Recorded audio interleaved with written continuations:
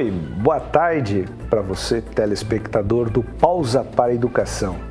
Começamos mais um programa ao vivo para você, trazendo questões de educação e questões práticas, né? Questões de matemática, de geografia, português e lógica.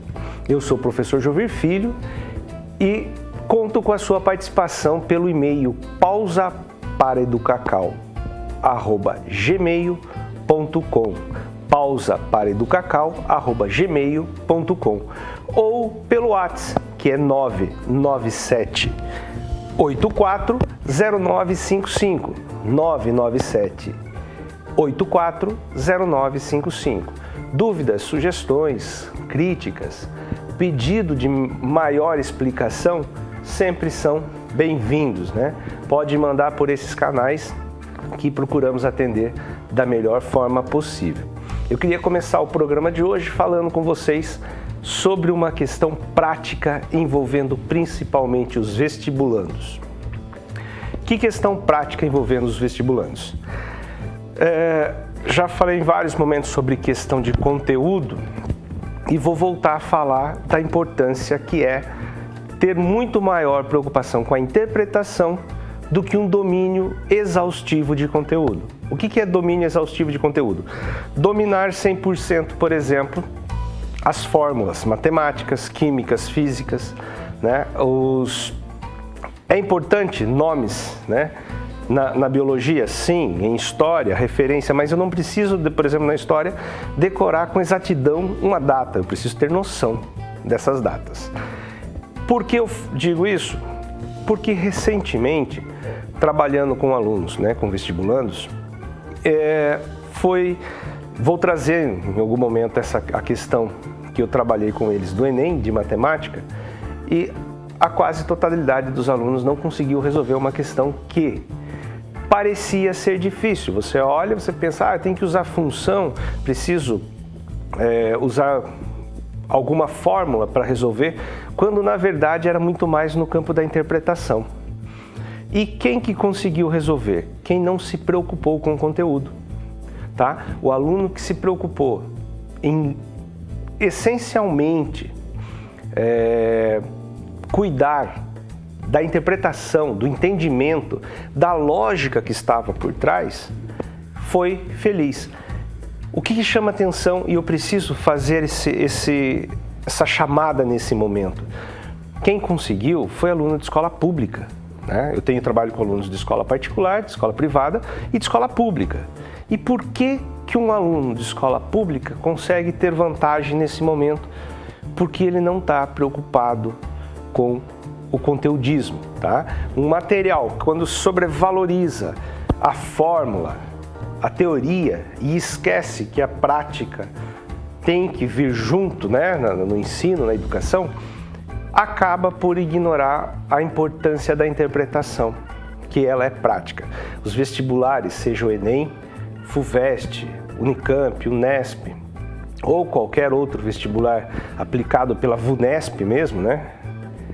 Hoje em dia cobra muito mais o entendimento da questão, do contexto. Eu tenho falado reiteradamente e vou continuar repetindo. Vamos nos preocupar com a leitura lógica dos nossos alunos. E é um compromisso que tem que ser da escola, dos professores e também dos alunos. E os pais precisam compreender esse momento. Se os pais não compreendem, acabam desejando uma escola para os filhos que não atendem às provas que eles terão de fazer, certo? Para dar um exemplo, eu trouxe uma questão de geografia de prova aplicada pelo Enem, né? O que eu trouxe para vocês? Uma questão que o ponto central é entender o que se pede e não ter um conhecimento anterior de conteúdo. Vamos para a tela para vocês acompanharem comigo. O acúmulo gradual de sais nas camadas superiores do solo, um processo chamado salinização, retarda o crescimento das safras, diminui a produção das culturas e, consequentemente, mata as plantas e arruína o solo. A salinização mais grave ocorre na Ásia em especial na China, na Índia e no Paquistão. É um trecho de ciência ambiental do Miller, né? O que o enunciado pede para a gente? O fenômeno descrito no texto representa um grande impacto ambiental em áreas agrícolas e tem como causa direta o quê? O que tem? Veja bem, o fenômeno descrito no texto representa um grande impacto ambiental em áreas agrícolas e tem como causa direta o quê? Letra A, a rotação de cultivos. Letra B, a associação de culturas. A letra C, plantio em curvas de nível. Letra D, plantação genética das plantas, manipulação, né, genética das plantas, desculpa. E letra E, instalação de sistemas de irrigação. Qual que é, como eu falei, a palavra central? Salinização. A salinização, ela é a palavra-chave. O quê? É o acúmulo de sais, o acúmulo de sal. E para eu tirar o acúmulo de sal de qualquer coisa, o que eu faço na minha casa? Eu uso água, né? A água dissolve o sal. Então, eu tenho que ir diretamente para a letra E, a instalação de sistemas de irrigação. Rotação de cultivos. O que seria a rotação de cultivos? Plantar, ora, um tipo de planta, né? Ora, outro. Associação de culturas é plantar diferentes culturas como se isso fosse resolver o problema da salinização. Plantios em curvas de nível, isso daqui é uma coisa que muitas vezes é desconhecido. O que são os plantios, né? O plantio em curvas de nível. Quando você tem uma região íngreme e para você evitar que a enxurrada cause danos, né, erosão, e você perca esse processo, você faz como se fosse aqueles degraus, né, na montanha, né, na encosta, e você transforma o plantio em níveis. E a manipulação genética não tem a ver com a salinização, mas sim com o controle de pragas. Então a letra E, vejam bem, é uma questão em que nós precisamos reconhecer uma palavra central, né, que é a salinização, relacionada a sais. A partir disso, se eu lembro da experiência, do que tira, olha, senti gosto salgado, o que eu preciso? Eu preciso de água, né? Basta um conhecimento prático, né? Muito mais do que um conhecimento conteudista, para resolver uma questão que, vamos pensar, quando eu compreendo e entendo esse raciocínio, torna-se extremamente fácil. Vamos mudar a nossa chave e vamos para a redação. Lembrando a tela que eu trouxe para vocês, que eu já trabalhei tema, tipologia, leitura e coerência nas 2 últimas semanas. E hoje nós vamos falar sobre coesão e escrita. Esses 6 critérios que eu separei, hoje nós vamos já para a coesão. Coesão. O que é isto, Jovir? Como que é?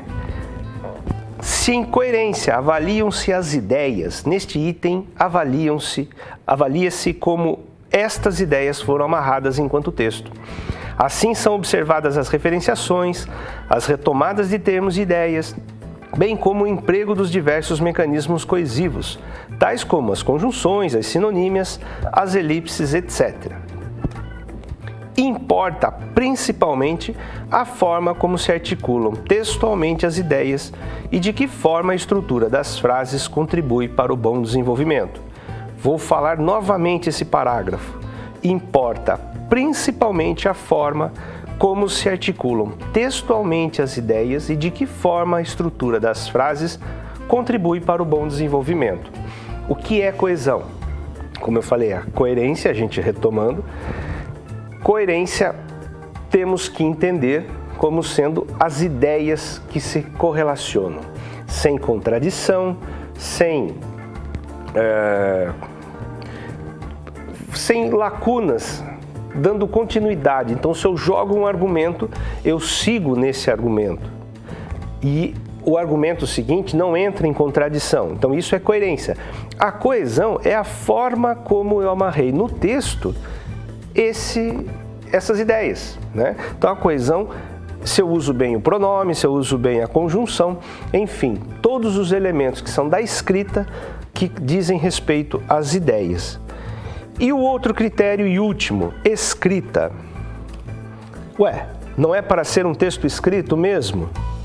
Sim, mas é necessário um domínio da norma culta padrão escrita da língua portuguesa. Toda a gramática da língua escrita deve ser obedecida e, tanto quanto possível, explorada em seus diversos recursos expressivos. Riqueza de vocabulário, pontuação, regências, concordâncias, ortografia, acentuação, bem empregados, serão considerados, assim como a ausência de marcas de oralidade, ou seja, a ausência de expressões que caracterizem a fala e não façam parte da língua escrita padrão culta.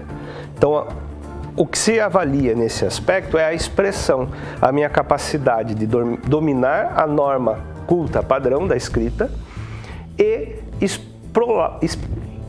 deu um trava-língua aqui, explorá-la, né? Os trava-línguas que nós temos no cotidiano. Então, a exploração dessa norma culta é fundamental para que a minha nota saia de um patamar que é bom, né? Vamos pensar, de 0 a 100, 75 é uma nota boa, né? 75 é uma nota boa, então se eu obtenho uma nota 75 em termos de expressão, em termos de qualquer critério, 75 diz que eu tenho uma redação boa e posso até considerar quase como muito boa, né? Depende muito de tema para tema. Para eu ir para a excelência, que são esses 25 pontos para chegar no 100, não só eu tenho que dominar, mas como eu tenho que explorar, né? Eu tenho que saber usar.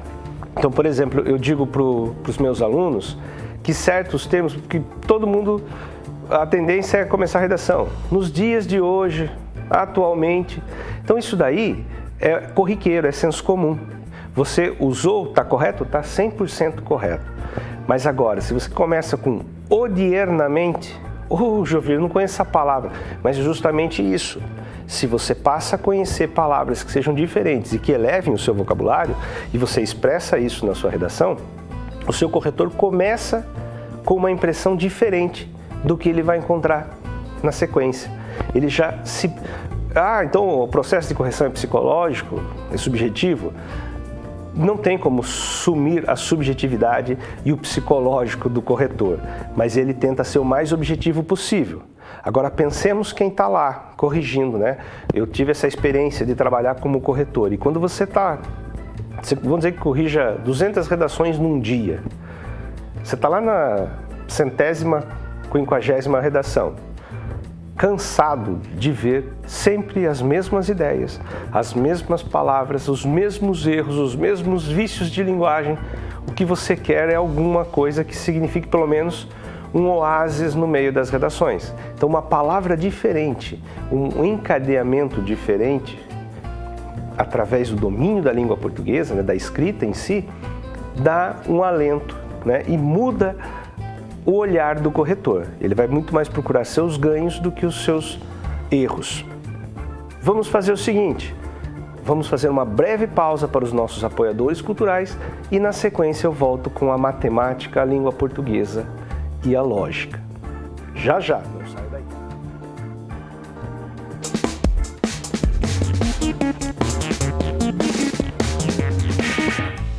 Todas as quartas, transmissão da Missa e Novena Perpétua direto do Santuário Nossa Senhora Aparecida do Sul. Quarta-feira ao vivo, a partir das 19h30 e reprise em horários alternativos. Apoio: Armazém MS, prazer em servir bem. Rofep, controle de pragas, dedetização e sanitização. Almenara Modas, há 25 anos vestindo a sua família. Empresa de ônibus Nossa Senhora Aparecida, há 68 anos transportando gerações. Internet ultra rápida Zucnet, internet na velocidade da luz. Sorrir. Chorar. Sentir medo. Se apaixonar. E até sentir a coragem de se aventurar pelo mundo. Locadora Agapito. Há 25 anos, proporcionando sentimentos e acompanhando as mudanças do nosso tempo. Oi, Fofi! Eu sou Neta Bueno e espero você no programa Pratos e Papos, todos os dias, aqui na TVI teremos um convidado especial cozinhando pratos deliciosos para você. Pratos e Papos, toda terça às 10 horas, reprisos durante a semana em horários alternativos. Com muita alegria estaremos juntas, eu, você e eu. Conto com você, Fofi. Um beijinho. Aqui, na TVI.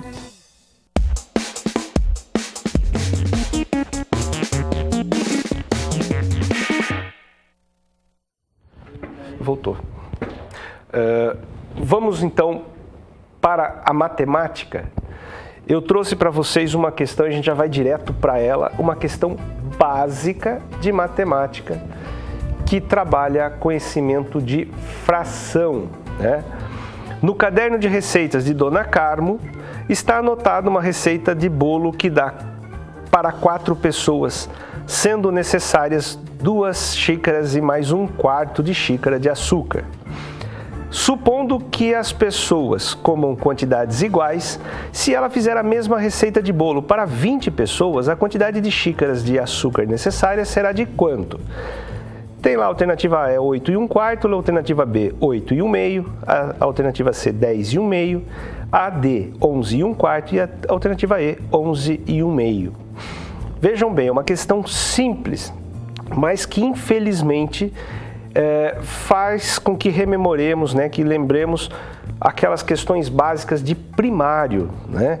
Nossa, Jovir, mas sim, a importância da educação infantil, principalmente do 1º ao 5º ano.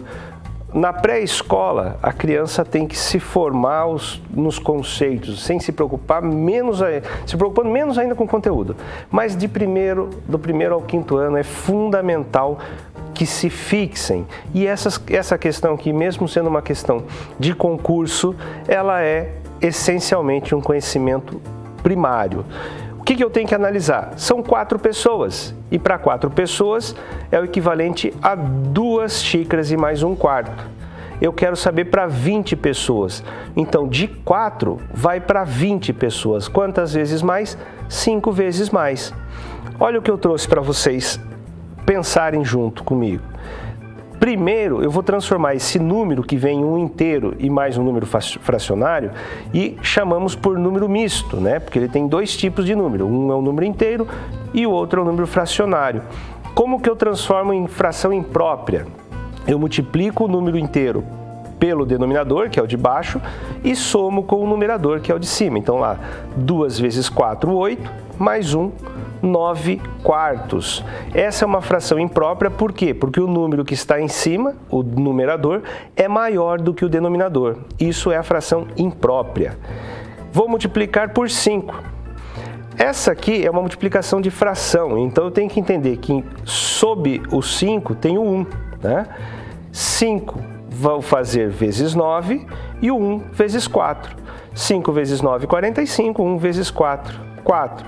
A resposta não está em fração imprópria, está em número misto. Como que eu volto para número misto? Eu vou dividir o 45 por 4. 45, eu divido primeiro o 4 por 4 dá 1, sobrou 0. Daí eu desço 5, 5 dividido por 4 dá 1 novamente. E agora eu tenho o resto 1. Então eu fiquei com um quociente 11, né? O divisor é o 4 e o resto é 1.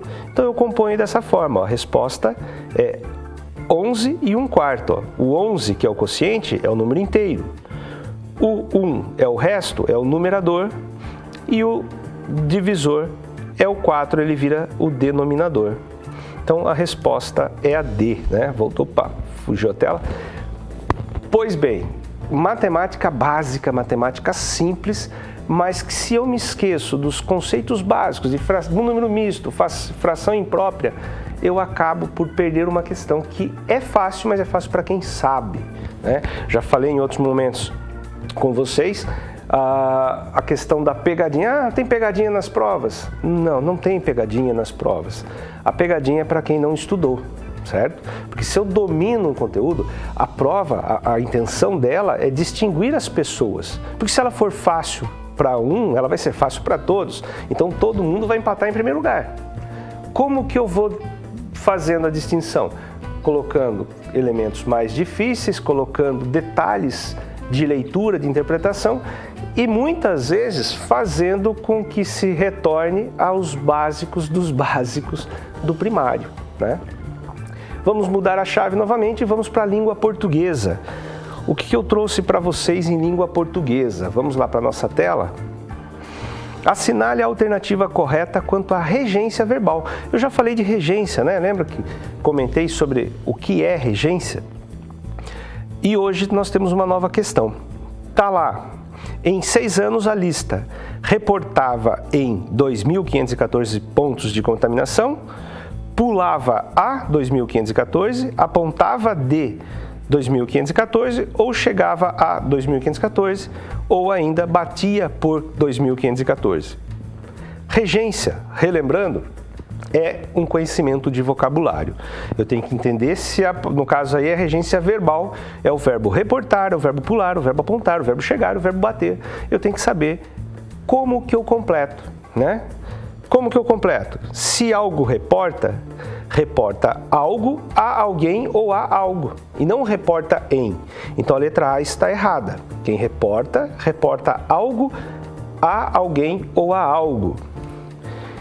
Pular. Se algo pula, pula para ou a algo, né? Se algo pula, pula para ou a algo. Se algo aponta, né? Perdão, vamos voltar na letra B. Pulava, tá certo lá, né? Pular a. No entanto, são 2.514 pontos. Pontos é palavra masculina. Se eu tivesse de usar a regência aí, a preposição, o a fica normalmente, mas eu teria que colocar pulava aos 2.514 pontos. Pulava aos, né? E não pulava a, porque pontos é masculino e está no plural. A crase só vai existir se for palavra feminina. Na letra C, se algo aponta, aponta para alguém ou algo, ou aponta a alguém ou algo, e não aponta de algo, né? Então tá errada a letra C. E daí eu já pulo para a letra E para dizer que ela tá errada, porque quem bate, se algo bate, bate em outro algo ou em alguém, né, no caso, e não bater por. A que está correta, se algo chega, chega a outro algo, a outro ponto, né? Chegava a 2.514 pontos. Por isso que a letra D é correta. Se eu comparo com a letra B, fica claro para mim, olha lá, ambas têm regência corretas, mas daí tem a questão do masculino e do feminino. A crase só existe antes de palavra feminina. Então a minha questão correta aqui, minha alternativa correta é a letra D. Vejam bem, regência é essencialmente vocabulário. Se eu tenho bom vocabulário, se eu tenho boa leitura, tenho hábito, né, de ler automaticamente os complementos verbais e complementos nominais, vem à mente. Então, qual é a forma de eu saber melhor regência? A melhor forma de eu saber regência é praticando, principalmente lendo. Tá? Tem dúvida? Vai a dicionário. O dicionário vai me dizer, os bons dicionários, né? Um dicionário, o Aurélio, né? O dicionário Aurélio da língua portuguesa, ou Roais, são bons dicionários, são grandes referências que vão me dizer se o verbo é transitivo direto, se ele é transitivo indireto, se ele é intransitivo ou se ele é bitransitivo, né? Ele aceita objeto direto e indireto. E tem os casos dos verbos pronominais. Então, vocabulário, não temos como fugir à prática. Lembra que semana retrasada falei da tabuada? Vou falando cada semana, lembrando de elementos básicos que dependem de prática. Nós também temos, que eu falei, em algum momento vou trazer para vocês questão de conjugação verbal. Vocabulário também não acontece como uma assunção em nossa cabeça, precisa de prática. Eu trouxe hoje um elemento que faz um tempo que não trabalhamos, que é a lógica. Eu já tinha falado do conectivo E, né, que é a injunção, né, ele é a conjunção. Hoje nós vamos lá para a tela. Eu trouxe para vocês o conectivo OU, que se chama disjunção inclusiva. equivale à alternativa de proposições, né? Eu estou dando alternativa. E será verdadeira a proposição composta ligada por este conectivo, bastando uma das proposições ser verdadeira ou ambas serem verdadeiras. Ele é representado, né? Esse conectivo é representado na lógica formal pelo símbolo que parece o V, né? Ele na verdade é um V, mas não é o V exatamente, é esse símbolo da disjunção inclusiva. Então, se eu tenho lá, por exemplo, a frase Janaína vai comer bolo ou tomar suco. Para que eu esteja dizendo a verdade ao afirmar isso, o que precisa acontecer? Vamos considerar que Janaína vai comer bolo é a preposição, né? A proposição P. E a proposição Q é Janaína vai tomar suco. Como que eu represento isso formalmente? P ou Q, né? E o que me faz ter dito algo verdadeiro? Então, montando o quadro para vocês, se a primeira afirmação for verdadeira e a segunda for verdadeira, então quer dizer que eu não menti, eu disse a verdade. Janaína comeu o bolo e tomou o suco, então não houve nenhuma inverdade no que eu afirmei. Ela comeu o bolo, mas ela não tomou o suco. Continuo dizendo a verdade, porque eu não disse que ela ia fazer as duas coisas juntas necessariamente. Eu disse que ela ia fazer uma ou outra, né? Se ela não comeu o bolo, mas tomou o suco, também eu disse a verdade, pelo menos uma coisa ela fez. E se ela não comeu o bolo, ela não tomou o suco, aí sim eu não disse uma verdade. O que eu preciso observar no que se refere ao conectivo ou, o que eu preciso observar é que só existe uma possibilidade de falsidade na proposição composta. A proposição composta, se as duas proposições simples, né, os dois elementos que a compõem forem falsos. Basta uma ser verdadeira ou as duas que eu terei dito a verdade. Vamos para um exemplo prático, né? Vamos já direto para a tela com um exercício. Dizer que André é artista ou Bernardo não é engenheiro é logicamente equivalente a dizer que as alternativas A. André é artista, C e somente C. Bernardo não é engenheiro. A alternativa B. Se André é artista, então Bernardo não é engenheiro. Se André não é artista, então Bernardo é engenheiro. Na alternativa D. Se Bernardo é engenheiro, então André é artista. E na E. André não é artista e Bernardo é engenheiro.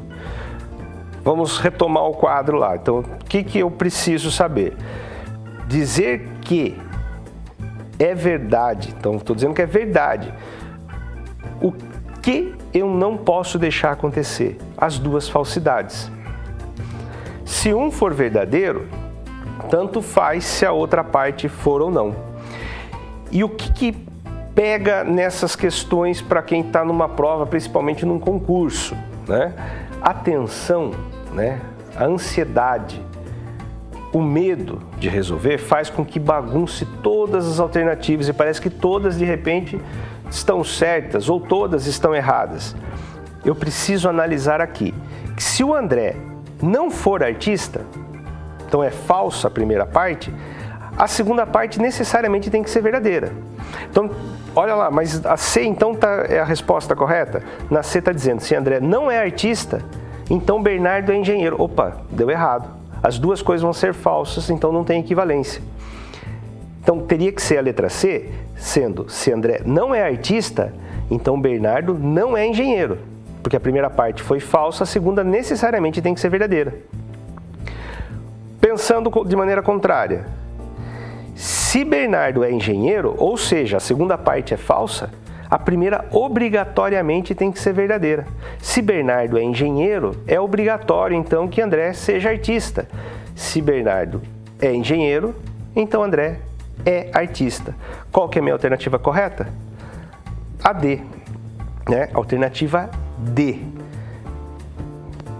Vejam bem, lógica formal que cai bastante em provas, principalmente de concursos públicos. Volto a dizer, vestibulares cada vez mais estão inserindo nas suas pautas a lógica.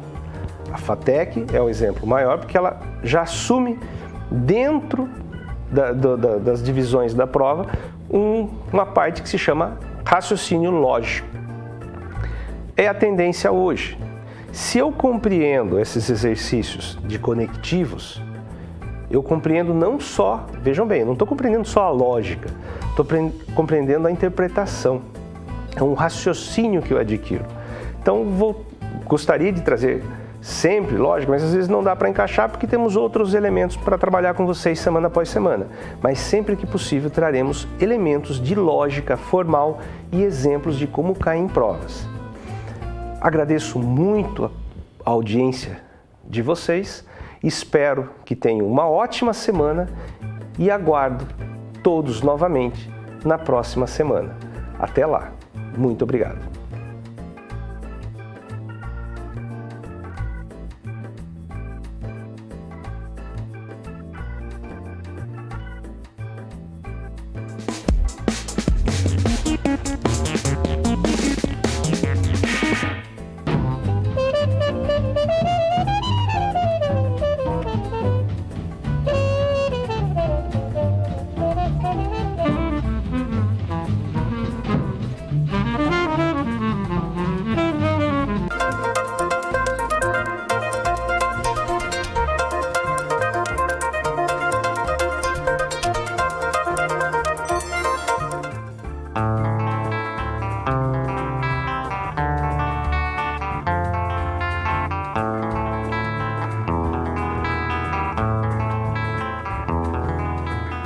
Olá pessoal, hoje o Espaço Empreendedor vai visitar uma das empresas mais bacanas da cidade.